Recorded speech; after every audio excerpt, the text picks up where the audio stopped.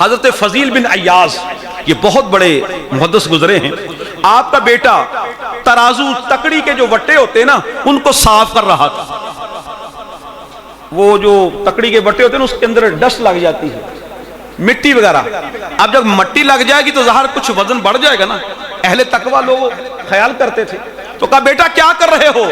ابا جی یہ تکڑی کے وٹوں کو صاف کر رہا ہوں, کیونکہ یہ ایک طرف ہوں گے اور داغ کا سودا دوسرے پلڑے میں ہوگا, تو یہ ڈسٹ میرے جو وزندار ہے نا ان کے ساتھ ہوگا نا, تو اتنا سودا ان کو کم ملے گا, مسلمان کا نقصان ہو جائے گا.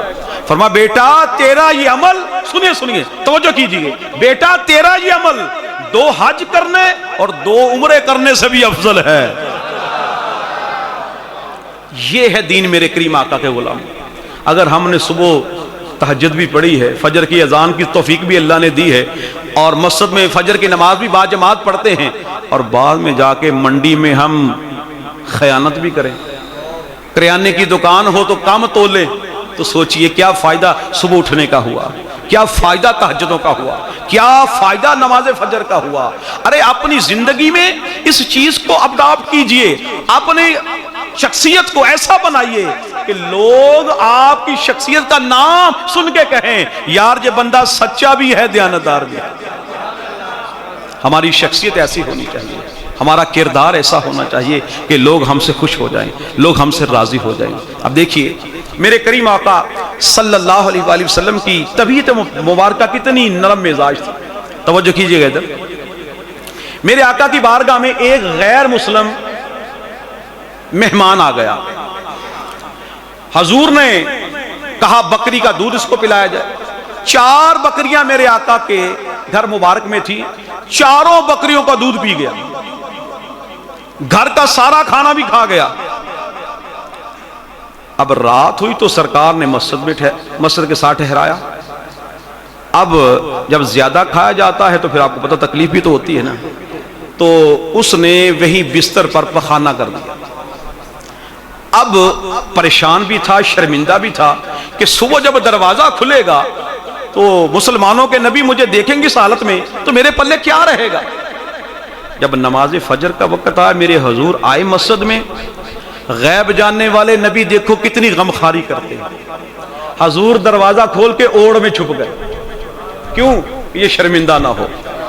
کسی کافر کے لیے بھی میرے مصطفیٰ کے جذبات کیا تھے کہ یہ شرمندہ نہ ہو. اب اس نے موقع دیکھا, کہتا ہے شکر ابھی جان چھوٹ گئی, بھاگ گیا وہاں سے. دروازہ کھلا دیکھا, چلا گیا. جب دور گیا نا تو خیال آیا میری انگوٹھی وہاں رہ گئی. اب انگوٹھی کی مجبوری نے شرمندگی کا احساس ختم کر دیا. واپس لینے کے لیے جب انگوٹھی آیا, دیکھا کہ 2 جہانوں کے تاجدار, تمام انبیاء کے سردار, اللہ کے لاڈلے محبوب, جن کے قدمین شریفین کو چومنے کے لیے خدا کا عرش ترستا ہے, اور جن کے ہاتھوں کو چومنے کے لیے خلق خدا بے قرار ہوتی ہے, جن کے وجود کو دیکھنے کے لیے لاکھوں آنکھیں تڑپتی ہیں, وہ پیارے مصطفیٰ, وہ نور والے مصطفیٰ, وہ اس پیارے لجپال آقا اپنے گورے گورے سونے سونے ہاتھوں سے اس بندے کی نجاست کو دھو رہے تھے.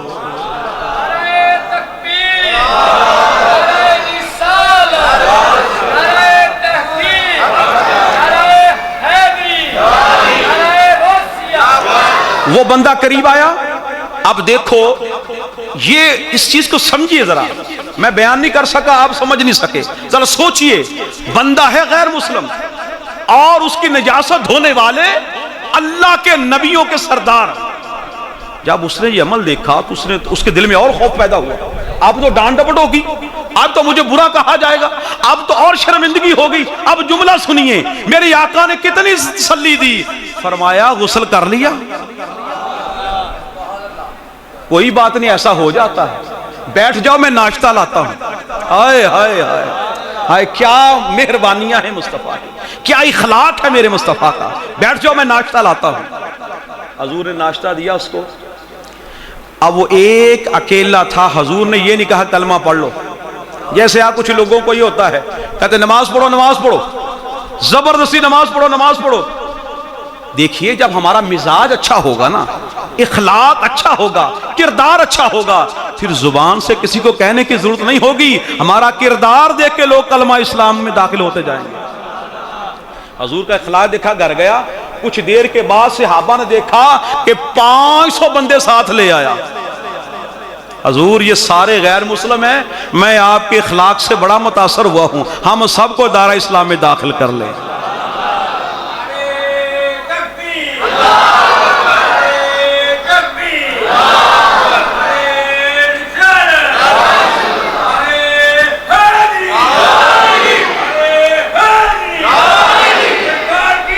مرحبا مرحبا۔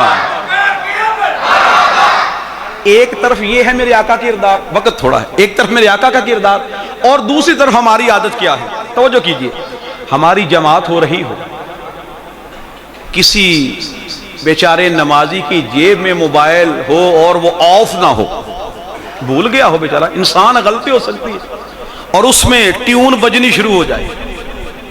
سوچئے ہمارے جو پکے نمازی ہوتے ہیں نا، وہ بھی کہتے ہیں بس سلام پھیرنے دو، اس کی خبر لیں گے۔ ہر بندہ تجسس میں ہوتا ہے، پکڑیں گے اس کو کون ہے یہ۔ اور دیکھیے، آپ آزما کے دیکھ لیں، جو بڑے پکے نمازی ہوں گے نا وہ زیادہ غصہ کریں گے، جو بیچارے کبھی آئے کبھی نہ آئے ایسے نمازی ہوں گے وہ غصہ نہیں طرح کریں گے۔ تو یار پکے نمازی ہو، آپ کو تو نماز نے صبر دینا تھا، آپ کو تو مسجد کی حاضری نے ایسا نرم مزاج بنانا تھا کہ آپ کا کردار ان سے اچھا ہونا تھا۔ لیکن آپ آزما کے دیکھ لیں، جو پکے نمازی ہوں گے وہ زیادہ اعتراض کریں گے، اور جو بیچارہ کبھی آیا کبھی نہ آیا وہ چپ کر کے بیٹھ جائے گا۔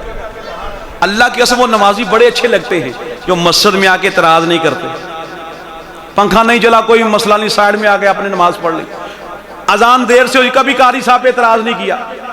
لیکن کچھ لوگوں تو بہانا چاہیے ہوتا ہے، اذان کیوں لیٹ ہوئی، قاری صاحب کی طرف سے بھئی وہ بھی انسان ہے، ان کے گھر میں کوئی ایمرجنسی ہو سکتی ہے، اور اگر غلطی ایسی ہو کہ قاری صاحب لوگوں کہیں بھئی موبائل بند کر لو ابھی جماعت ہونے والی ہے، تو اگر غلطی سے قاری صاحب کا موبائل ہی بج پڑے تو انتظامیہ کہتی ہے آج تو فارغ ہی کریں گے قاری صاحب، اتنی بڑی غلطی، یار انسان ہے، ہو جاتا ہے ایسا۔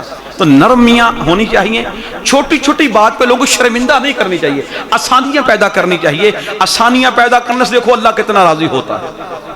حضرت ربی بن سلمان یہ بہت بڑے اللہ کے ولی ہیں، یہ بصرہ میں عراق میں رہتے تھے، تو یہ مل کر دوست جاتے تھے حج کو، سارے دوست اکٹھے بھی چلو بھی حج پہ جانا ہے، تیاری ہو گئی، سامان خرید لاؤ بھائی، یہ بھی شہر گئے سامان خرید کر لائے۔ جب سامان خرید کے واپس آ رہے تھے تو ایک بیابان رستے سے گزر ہوا، دیکھا کہ ایک پردہ پوش خاتون پردہ ڈال کے ایک مردار گدھے کا گوشت کاٹ رہی ہے۔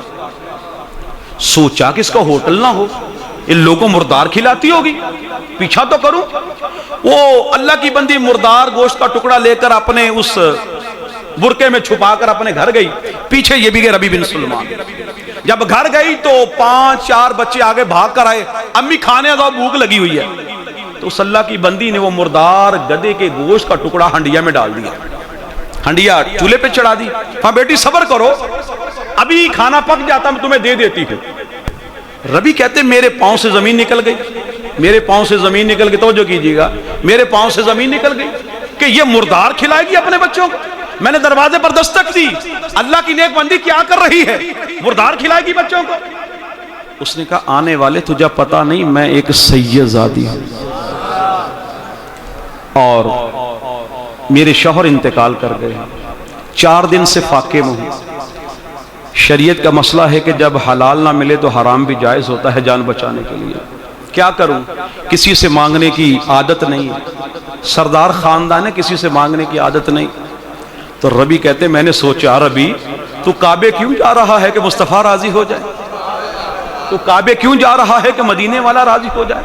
اگر مدینے والے کی بیٹی یہاں بھوکی رہی اور اس کی بیٹیاں مردار کھاتی رہی تو کیا فائدہ تیرا کعبے جانے کا، یہ حج عمرے کا مقصد کیا ہے، اللہ رسول راضی ہو جائے۔ تو ربی کیا فائدہ تیرا جانے کا اگر وہ یہاں یہ معاملہ ہو گیا۔ تو گھر وہ سامان جو اپنے لیے زادرہ خریدا تھا وہ سارا اس نیک بندی کے حوالے کر دیا۔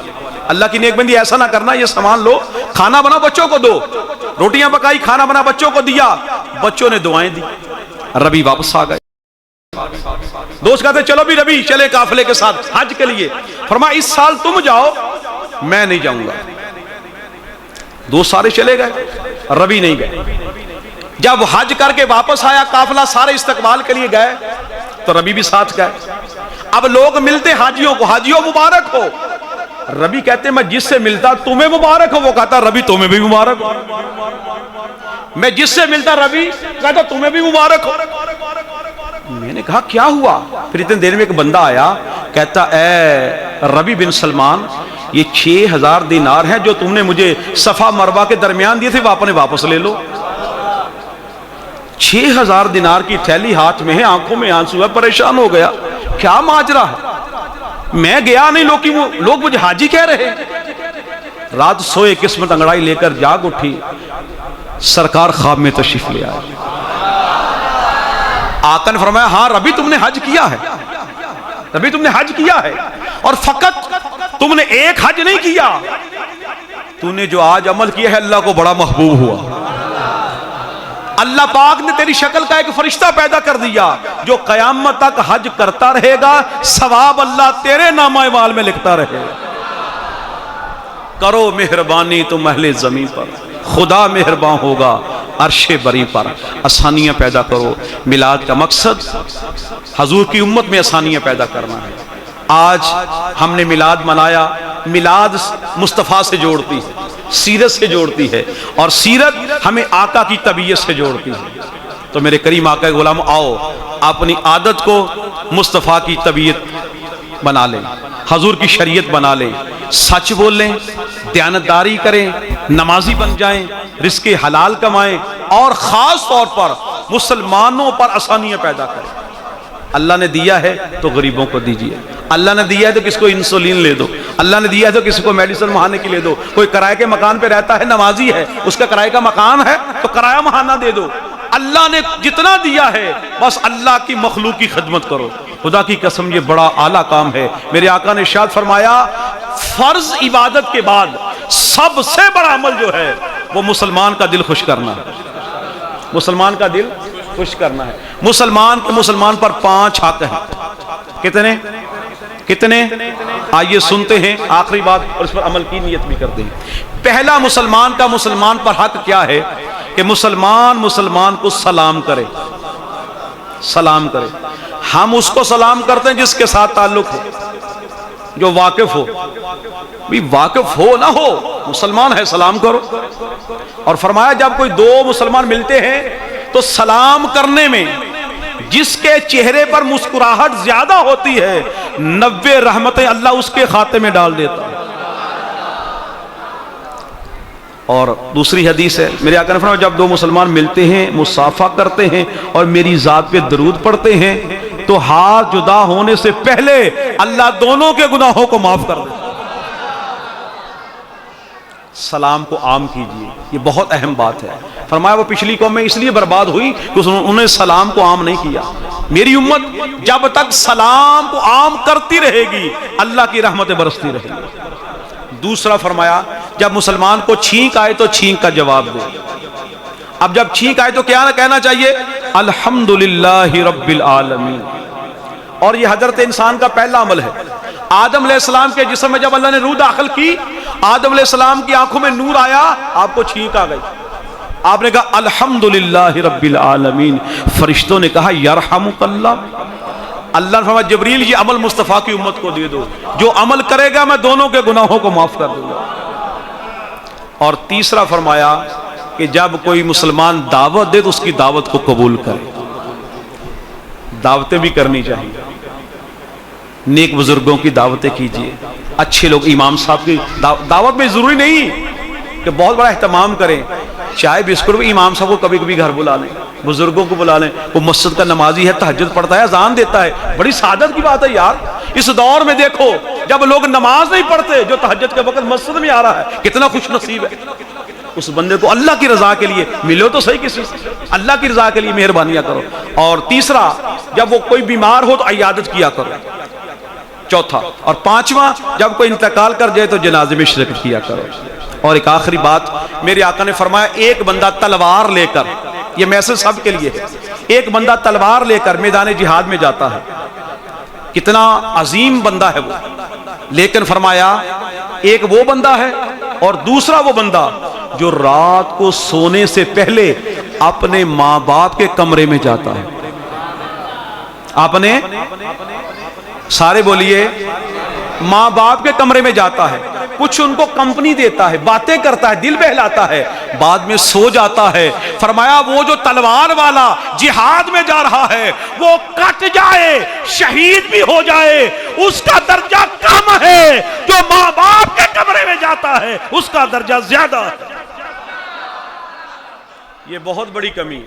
ہمارے بزرگ والدین جب بزرگ ہو جاتے ہیں، ہم بیوی بچوں کے ساتھ زیادہ وقت سپینڈ کرتے ہیں، ان کی نگاہیں دیکھ رہی ہوتی میرا بیٹا جاب سے آئے گا، ہاتھ میں کیا ہے، ہم شاپر لیتے ہیں بیوی کے کمرے میں، بچوں کے کمرے میں. بھئی ان کو ٹائم دیا کرو، بڑی نیکی ہے، ان کو اگنور نہ کیا کرو. اللہ پاک عمل کی توفیق عطا فرمائے. وما علینا الا البلاغ.